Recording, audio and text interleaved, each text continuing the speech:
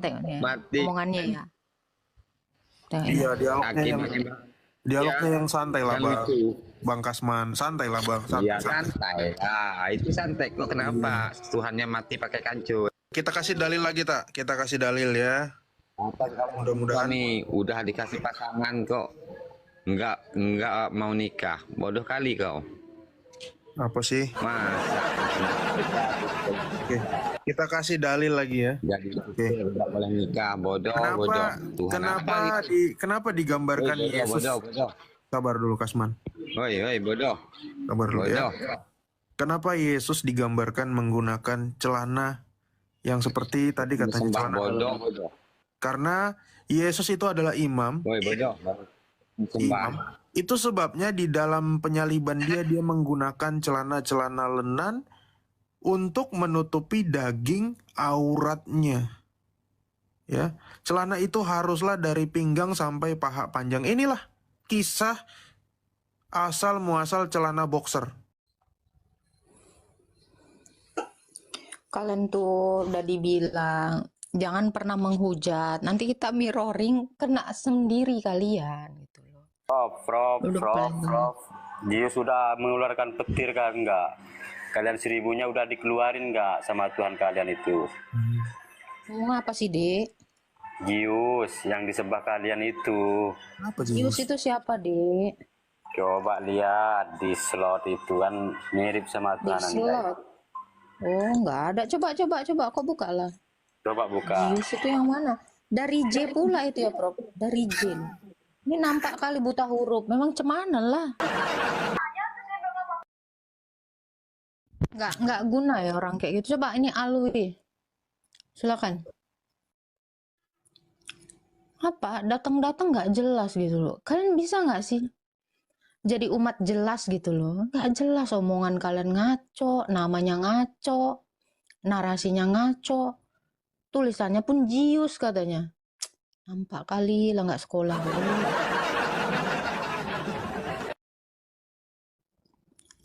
Kenapa sih kalian ini?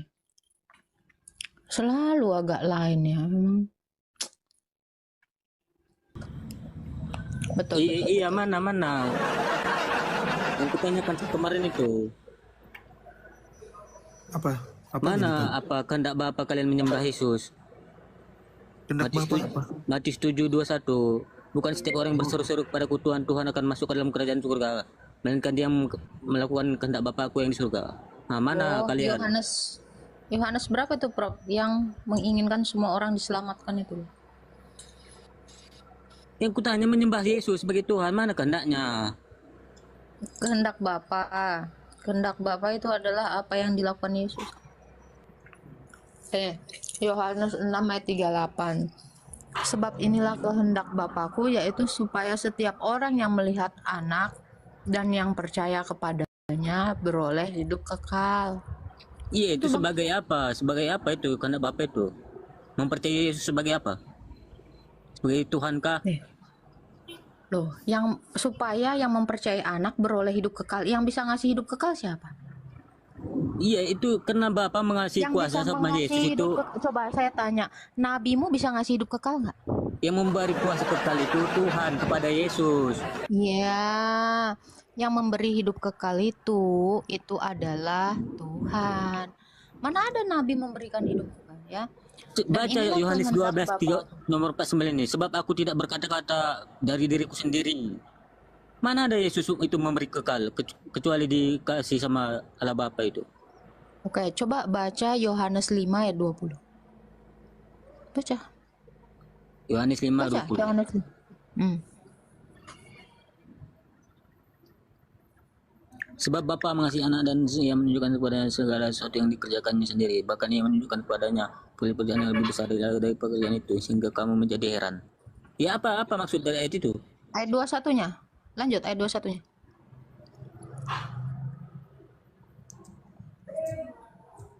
Ayat 21-nya coba. Sebab sama seperti Bapa membuat orang mati dan menghidupkannya, demikian juga anak-anak menghidupkan barang siapa yang dikehendakinya. Iya, aku tanyakan mana kehendak Bapa menyembahkan kalian menyembah. Ya.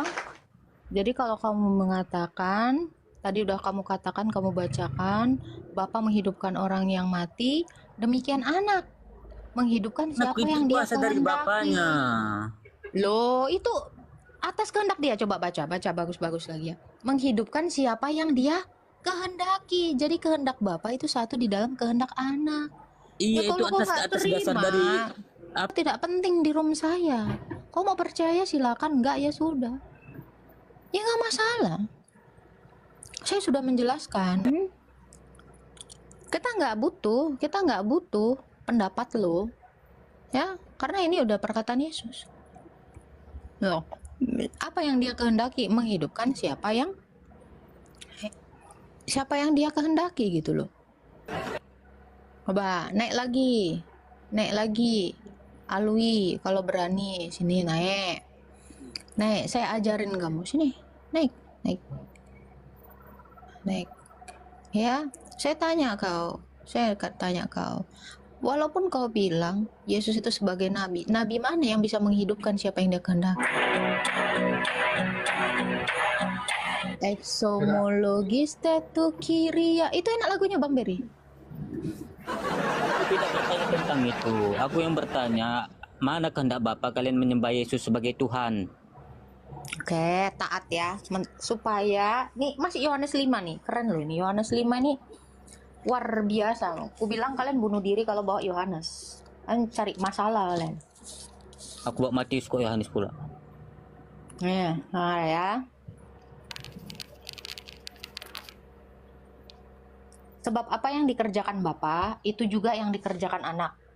Itu tadi kau baca ayat ke 19-nya ya. Coba kau bayangkan, kalau Bapa mencipta, berarti anak mencipta nggak?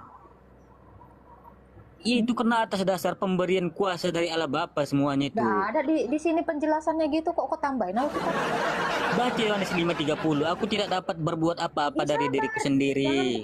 Aku menghakimi sesuai dengan apa yang ku dengar. Dan penghakimanku itu adil.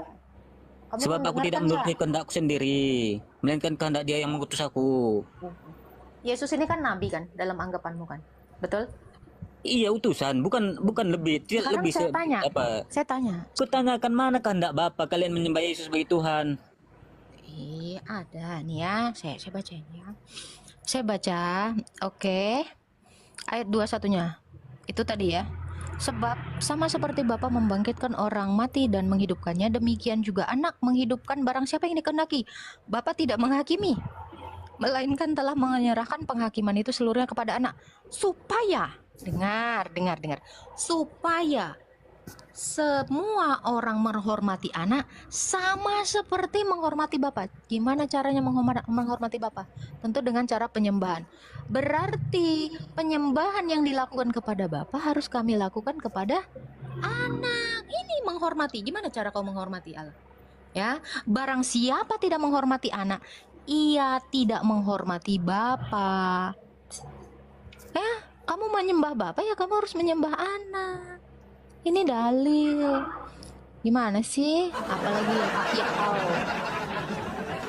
Apa atau hak kau? Coba. Berkata-kata menurut kehendaknya sendiri. Ya, terus? Bapak yang mengutus. Iya, tadi barusan kau dengar. Bapak tidak menghakimi, tetapi anak. Menurut Bapak yang mengutus.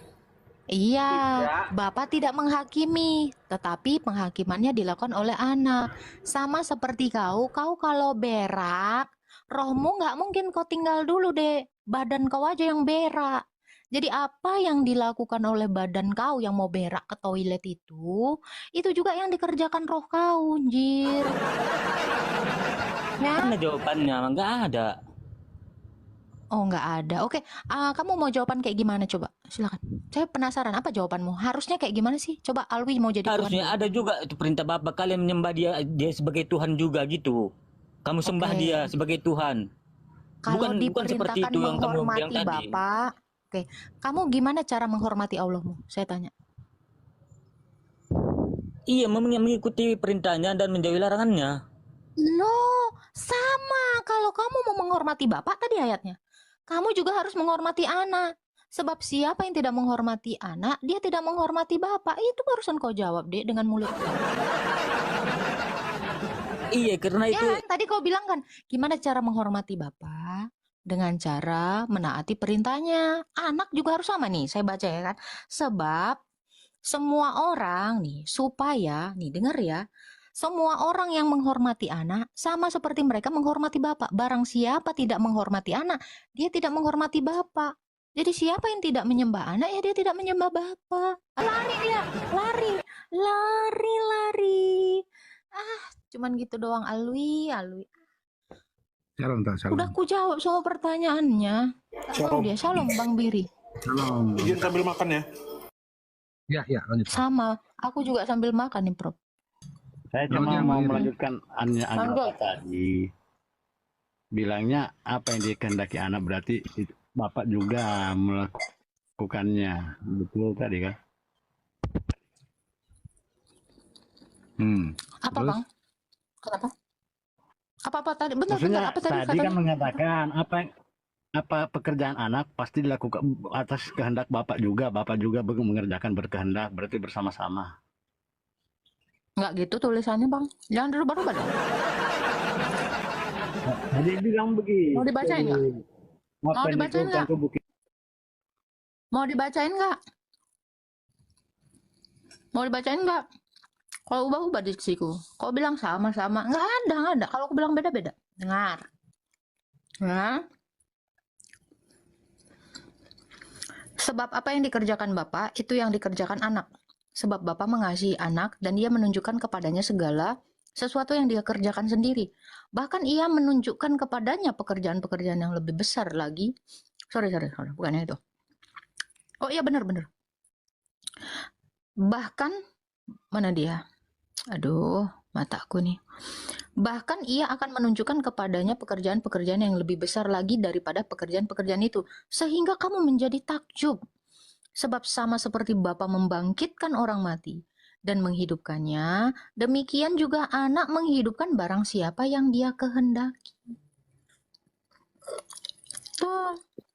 Jadi konteksnya di dalam menghidupkan, di dalam menghakimi. Yang mana, Dek? Berarti pekerjaan anak itu sama. Katanya tadi sama pekerjaan. Nih, apa yang dikerjakan Bapak? Dengar ya. Ya. Anak tidak dapat mengerjakan sesuatu dari dirinya sendiri jikalau ia tidak melihat Bapa mengerjakannya. Sebab apa yang dikerjakan Bapa itu juga yang dikerjakan anak. Tuh. Berarti sama. Pekerjaannya. Betul. Iya, maksudnya pekerjaannya. Jenis pekerjaan itu apa saja sih? Mencipta dong. Tuhan itu kan mencipta.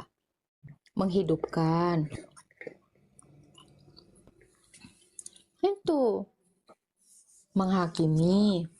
Karena hanya Tuhan yang mencipta, menghidupkan, dan menghakimi. Berarti bapak sama Manusia anak nggak ini bisa melakukan itu. beda ya? Manusia nggak bisa melakukan itu. Apa? Apa, Bang? Sama anak ini, Apa? bapak sama anak ini beda. Beda dong. Beda namun dalam satu hakikat. Loh, kalau namanya beda kok satu, bagaimana sih? Dalam kamus bahasa Indonesia nggak ada seperti itu. Nah, nih. Nafas saya itu satu di dalam tubuh saya. Apakah nafas saya sama dengan badan saya? Berarti kan tidak terpisah. Berarti tidak terpisah kan? Oi. Suaraku ini sama nggak sama badanku? Beda, tetapi dalam Iya. satu hakikat. Iya, Iya, kata. tapi dengar dulu. Tapi tidak terpisah kan dari tubuhmu? Mana terpisah? Buktinya masih Iya, bersuara. berarti tidak terpisah. Gimana? Bang, kalau terpisah saya udah nggak bisa ngomong, Bang. Orang mati. Iya, makanya kalau memang tidak terpisah. Berarti Kalau saya terpisah dari omongan saya udah mati, Bang. Orang mati coba kau tanyain. Itu udah terpisah sama roh sama pikirannya, Bang. Saya masih hidup. iya. Kalau Kapan tidak hari? terpisah, berarti ketika Yesus tidur, Allah juga tidur karena tidak terpisah. Yang tidur itu kan kemanusiaan. Hubungannya apa? Kayak namanya. Manusia, berarti Ini manusia dong. Hey. Ya. Di sini dikatakan anak. merujuk kepada firman, keilahiannya, bukan kemanusiaannya, blok. Aduh. Berarti sama dengan bakteri amuba berkembang biak dengan membelah diri. Coba saya tanya, kalau ketika pantatmu berak, rohmu berak nggak? Hah? Jelas lah, karena dia dalam tubuh saya. Bisa nggak rohmu itu mengeluarkan tai? Ya nggak bisa. Nggak bisa, coba roh mana? Coba suruh dulu. Setan sana mengeluarkan tai, berak dulu suruh. Suruh dulu setan berak. Ya, udah paham. Ketika rohnya di dalam tubuh Yesus Ketika kau berak, kau bersama-sama dengan rohmu, tapi pantatmu yang mengeluarkan tai. Roh kau nggak ngeluarin tai. Terima kasih sudah izinkan saya gabung di Gedung Kakak. Ini Kak, melihat saya anak Tuhan Yesus Bang, Kak. Tuhan Yesus nggak punya anak.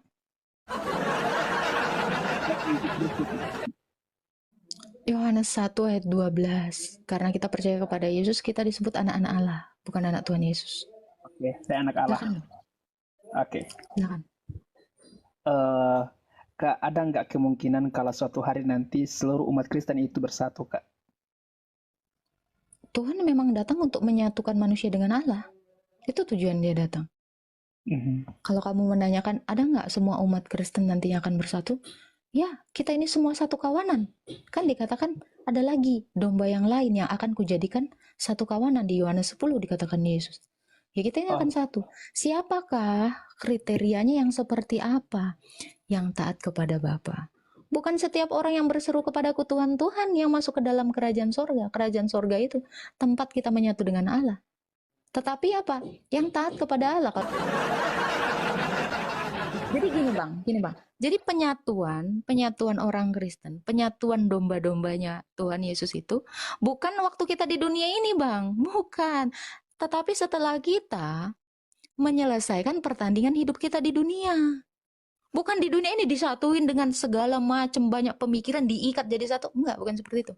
Tetapi orang yang hidup dengan ketaatan menjelang sampai akhir kematiannya, itulah yang disatukan di Firdaus.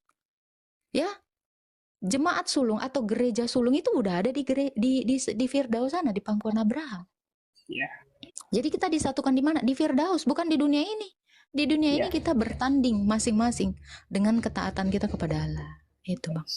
Oke Kak, thank you Kak. Terus ini Kak, bagaimana Kak Agatha menanggapi akan segala perbedaan yang ada dalam umat Kristen Kak di seluruh dunia? Makanya, oke baik. Makanya kita ini disuruh menyatakan kebenaran itu seutuhnya. Kan dikatakan gini sama Yesus kan. Saya nggak mau main denominasi atau apa ya. Tetapi apa yang diajarkan para rasul, saya berpegang teguh kepada ajaran yang apostolik, yang katolik dan yang satu. Ya, di dalam Matius 28 ayat 19-20 dikatakan, pergi dan jadikanlah semua bangsa muridku dan baptislah mereka dalam nama Bapa, Anak, dan Roh Kudus, dan ajarlah mereka melakukan segala sesuatu, bukan melakukan satu-satu aja. Ya, disuruh melakukan segala sesuatu yang aku perintahkan kepadamu, ketahuilah aku senantiasa menyertai kamu sampai akhir zaman. Jadi kita disuruh melakukan semua yang di sini, bukan pilih yang ini aja lah Tuhan Yesus, yang ono skip, nggak bisa. Karena ketika Tuhan Yesus, ini lagi-lagi saya katakan, karena ketika Tuhan Yesus diutus ke dunia untuk merendahkan diri, menjadi hamba, menjadi sama seperti hamba. Apakah Tuhan Yesus bilang, Bapak aku mau di skip, jangan disalib, sakit. Udah itu skip aja. Nggak pernah Tuhan Yesus menolak itu. Dia menjadi taat, bahkan sampai mati di kayu salib. Waktu aku ditabok, Bapak bagian ditaboknya aku di skip lah. Janganlah, waktu ditusuk lambungku tuh nggak usah lah Bapak, skip aja. Bapak aku nggak mau lah di bait Allah. Di mana harga diriku, kata Yesus kan. Ngapain aku ke bait Allah, aku kan Tuhan. Tuhan Yesus tidak demikian. Maka kita harus menjadi seperti Kristus Yesus. Makanya Yesus bilang apa? Saya lupa ayatnya. Jadilah sama seperti aku sempurna, sebab Bapamu sempurna. Aku menjadi manusia, kamu harus menjadi sama seperti aku. Makanya Kejadian 1 ayat 26 sampai 27 dikatakan, baiklah kita menjadikan manusia ini menurut gambar. Siapa gambar Allah? Dan rupa. Siapa rupa Allah? Yesus Kristus. Seperti apa yang dilakukan Kristus, maka teladan itu yang harus kita ikuti. Seperti itu. Kenapa? Karena para rasul juga menjadi sama seperti Kristus. Kristus adalah ikon atau gambar dari Sang Bapa. Dia kan gambar Allah yang tidak kelihatan kan. Kristus itu menggambarkan Bapa. Para rasul itu menggambarkan Kristus. Bapak-bapak gereja itu menggambarkan para rasul. Kita semua ini yang sampai ke bawah menggambarkan Kristus juga. Jadi seperti apakah yang harus kita lakukan sebagai pengikut Kristus? Jangan cuman hanya mengajar, tetapi di dalam perilaku pun harus kita aplikasikan. Jadi nggak cukup kita itu cuman berseru, Tuhan, Tuhan, bukankah aku bernubuat demi namamu? Pret, kata Tuhan Yesus. Bukankah aku mengusir setan demi namamu? Puih, kata Tuhan Yesus. Enyah engkau sekalian pembuat kejahatan. Ketika orang-orang yang memanggil Tuhan tetapi mengajarkan yang sesat. Matius 7 ayat 21 sampai 23. Oke Kak. Pernah baca kan? Nah, iya. itu. Jadi berhati-hati. Jadi nggak semua orang Kristen itu mengajarkan yang benar. Tetapi orang yang mengajarkan benar sudah pasti Kristen. Beda ya. Orang Kristen belum tentu mengajarkan yang benar. Tetapi orang benar, orang yang mengajarkan kebenaran sudah pasti Kristen. Delay apanya? Seperti itu. Jadi kita itu kalau mau disatukan, ya kita disatukan dalam Allah Tritunggal. Satu Jangan Tuhan, satu iman, satu baptisan.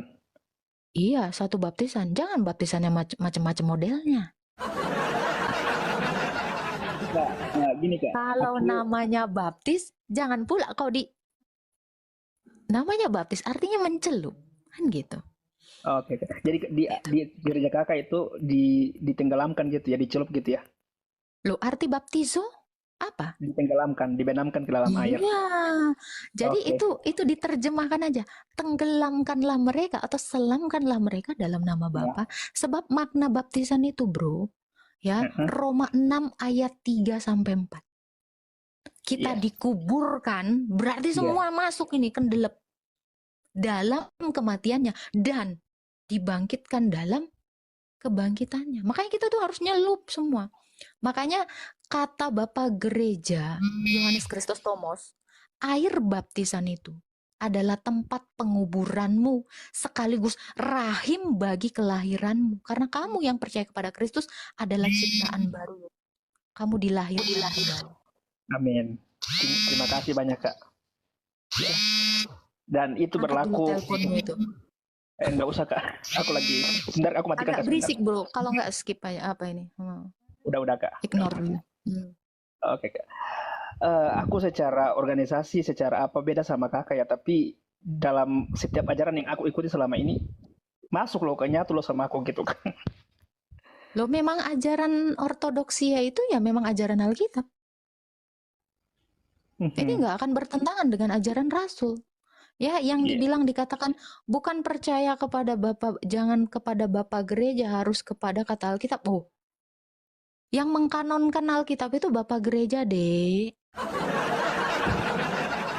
Bukan Bapak, ini ngerti ya, ini ya, Bapak gereja itu bukan bapak-bapak berkumis yang ada di gereja, bukan.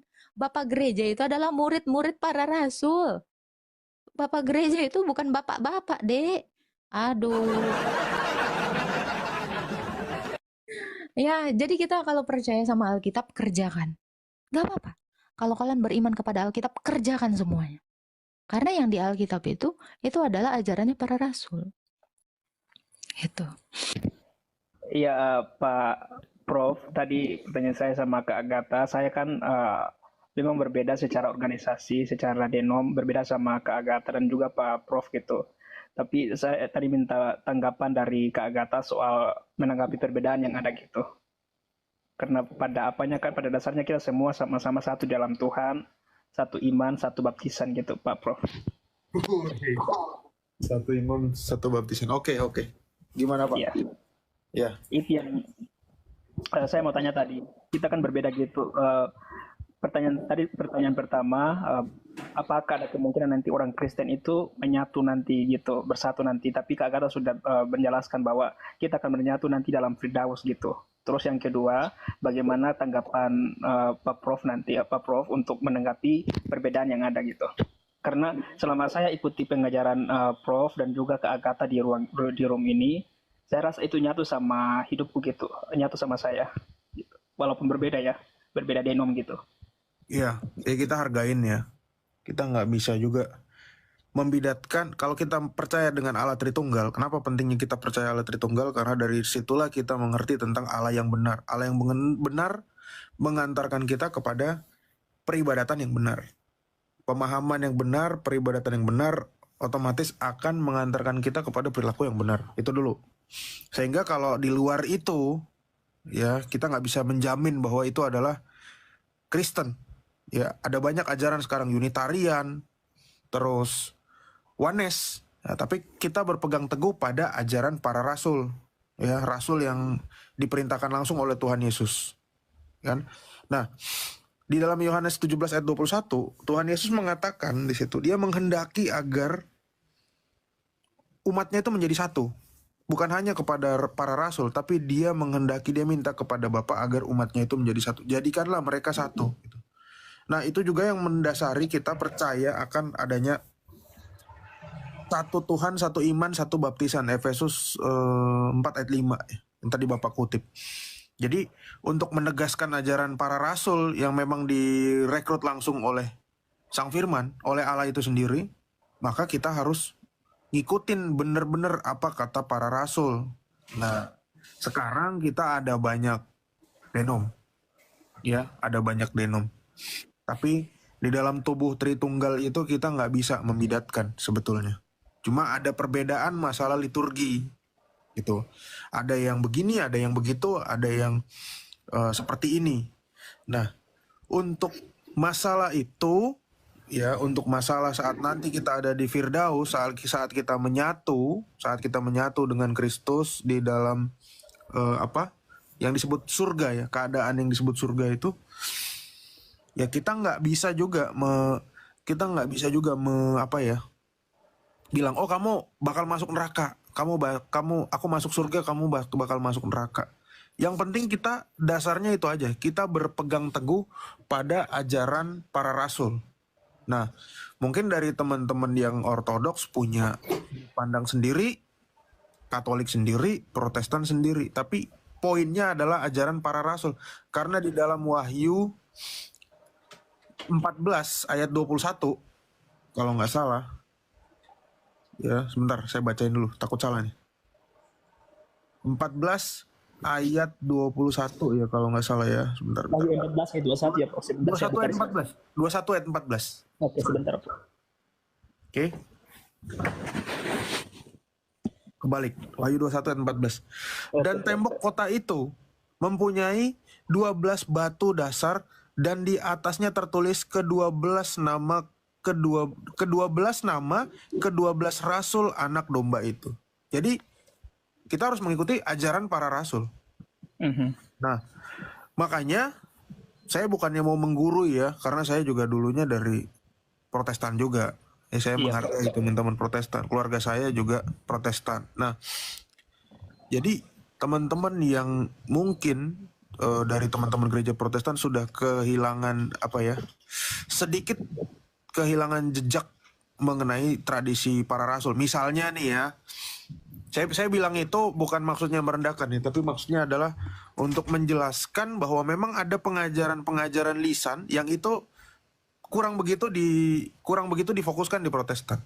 Gitu. Misalnya Ekaristi, pengakuan dosa. Oke.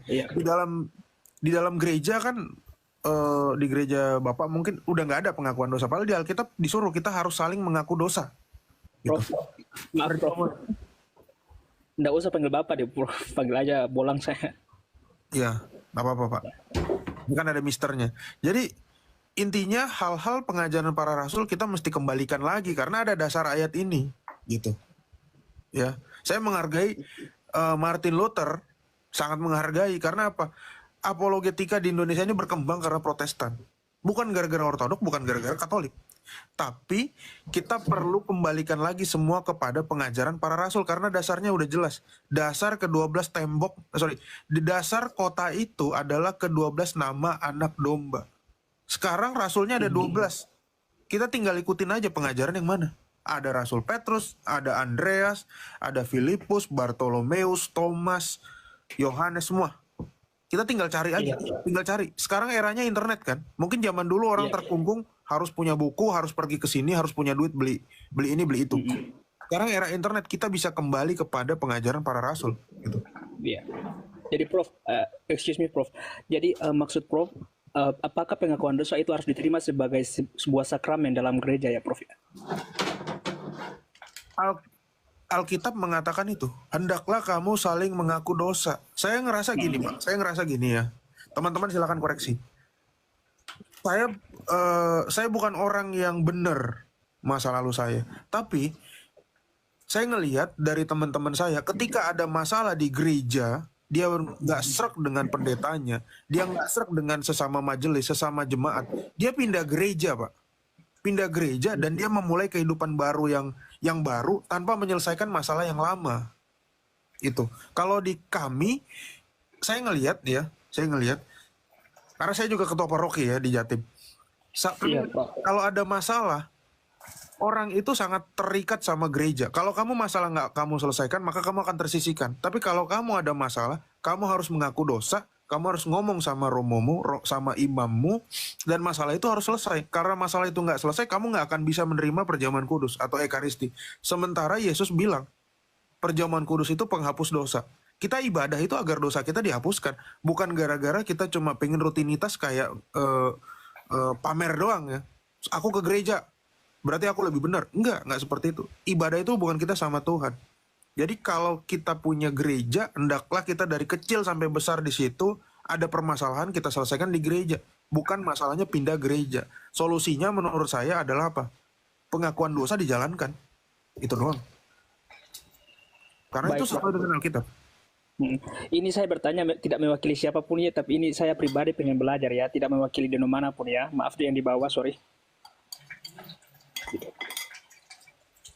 Oke, Prof. Oke. Ini lagi, Prof. Para rasul itu instrumen pengajaran mereka itu berupa apa aja, Prof? Apakah hanya Alkitab atau ada instrumen-instrumen yang lain, Prof? Di dalam Alkitab ditulis 2 Tesalonika 2:15 ada pengajaran lisan, ada tulisan. Cuma saya ngerti, mungkin dari teman-teman yang di luar gereja apostolik akan menganggap, oh bisa aja itu lisannya salah gitu. Ya tradisi lisannya salah. Ya, bisa aja ini buatan-buatan bapak-bapak gereja yang baru muncul di kemudian hari. Sekarang bisa kalian uji. Ajaran Kristen itu tradisi lisannya itu masuk di akal atau enggak gitu aja. Sekarang kan udah eranya internet ya. Contohnya, perjamuan kudus. Ya, jujur ya, mungkin teman-teman nggak tahu. Kalau di kami gereja ortodoks, itu perjamuan kudusnya 1 cawan untuk 1 gereja, Pak. 1 sendok untuk 1 gereja. Jadi semua itu masuk sendok ke mulutnya. Nah, yang paling mencengangkan itu ketika COVID. Kami disuruh untuk makan 1 sendok untuk 1 gereja, dan itu bergantian, dan waktu itu COVID. Dan gereja tidak pernah mengubah masalah perjamuan kudus.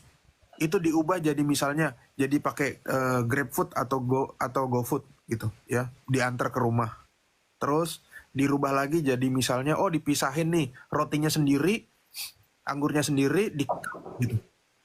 Misalnya seperti itu. Nah, tapi ternyata sepanjang era COVID belum pernah ada kejadian di seluruh gereja ortodok orang kena COVID gara-gara perjamuan kudus. Itu yang aku kaget. Apalagi di Indonesia. Belum pernah ada meninggal gara-gara perjamuan kudus, terus perjamuan kudus yang 1 sendok tadi terus tiba-tiba nggak lama dia COVID dia meninggal. Enggak, belum pernah ada. Selama COVID berlangsung ya dari 2020 sampai sekarang. Akhirnya apa? Di situ saya ngerti. Oh, berarti apa yang diajarin Tuhan Yesus ini melampaui segala zaman, termasuk pada saat pandemi. Itu yang menurut saya mencengangkan.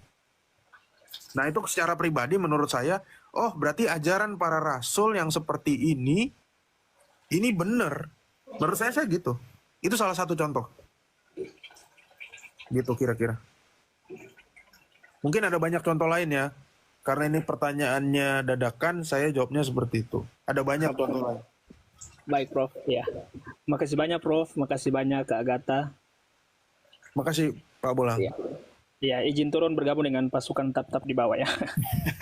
Oke, Tuhan berkati semua. Ya, Pak. Shalom. Makasih. Salam kenal, Pak. Salam kenal, Pak. Itu pengalaman pribadi ya, teman-teman ya. Bukan berarti kalau nggak gitu, oh kamu sesat. Ah, enggak. Ya, teman-teman yang di bawah jangan ini dulu ya. Kita hanya menyatakan apa yang diajarkan para rasul. Kita tidak membawa denominasi atau apapun ya. Tetapi seperti apa yang dikatakan di dalam Alkitab ya. Kami sedang memberitakan itu gitu loh. Ini kebenaran iman kita. Jadi nggak ada yang mengintervensi di sini ya Pak Prof ya. Jadi semuanya ini berbicara tentang apa yang diajarkan Yesus gitu ya. Dari tadi saya bilang saya nggak mau bawa nama bendera apapun, nggak mau bawa label gereja apapun. Kenapa? Karena kita harus kembali kepada 12 batu dasar tadi ya Pak Prof ya? Iya. Nah itu. Ya, siapa itu ya? Para rasul. Jadi kita itu harus kembali kepada ajaran para rasul. Bukan kembali ke yang lain-lain, nggak ada. Oke, Prof. Satu lagi pertanyaan, Prof. Teringat Bapak saya. masih di atas. Astaga. Astaga, kirain udah turun. Prof, please deh, gak usah panggil Bapak, Prof. Sorry. Panggil aja bro kayak apa kayak gitu. Perutnya soalnya udah buncit, Pak. Pasti Bapak udah bapak-bapak. Oke. Kecil sedikit lah ya. Lanjut. Oke. Saya bentar, sebenarnya lagi buru-buru loh mau nyari apa telur merah saya yang hilang, Kak. Cuman bentar ya. Ada berapa sakramen yang dianjurkan dalam Alkitab menurut pandangan Prof gitu? Ada Kak Agatha? Silakan, Kak, silakan. Tes. Tak. Tes. Waduh, AFK. Ya kedengaran, Prof, kedengaran. Kak Agatha yang mungkin apa bermasalah. HP-nya nih. Soalnya dia HP baru nih. Tes. Ya. Oh, belum. Ketahuannya HP baru ya Kak Agatha. Ya, Pak, boleh diperjelas lagi, Pak, pertanyaannya. Ya. Dari ajaran ortodoks sendiri ada berapa sakramen Pak Prof yang dianjurkan gitu? 7. Cuman semuanya belum tentu bisa menerima ya, karena ada sakramen imamat ya, umat nggak mungkin di sakramen imamat ya. Dan ada sakramen pernikahan. Ortodok memang imamnya itu boleh menikah, tapi ada juga yang tidak menikah. Jadi ada imam itu tidak menerima sakramen pernikahan. Ada 7 sakramen. Oke, Prof. Jadi menurut Prof dan ajaran ortodok gitu, umat itu tidak bisa disebut sebagai umat yang seperti firman Tuhan berkata, tetapilah kamu bangsa yang terpilih, imamat yang rajani. Berarti umat itu bukan imam ya gitu, imamat gitu ya Prof ya. Umat bukan imam, bukan imam. Tapi kalau kita di antara bangsa-bangsa ya, di luar orang yang mengenal Kristus, kita ini imam karena kita diberi janji keselamatan. Makanya fokus kita sebagai orang Kristen, kita bukan hanya untuk diam di rumah ya, tapi memberitakan amanat agung itu. Keselamatan itu kan buat semua orang. Gitu. Oke, Prof. Oke. Thank you banyak Prof. Kak Agatha izin turun. Makasih banyak ya Prof. Sampai jumpa kembali. Tuhan berkati Prof. Kak. Oke, sama-sama Pak.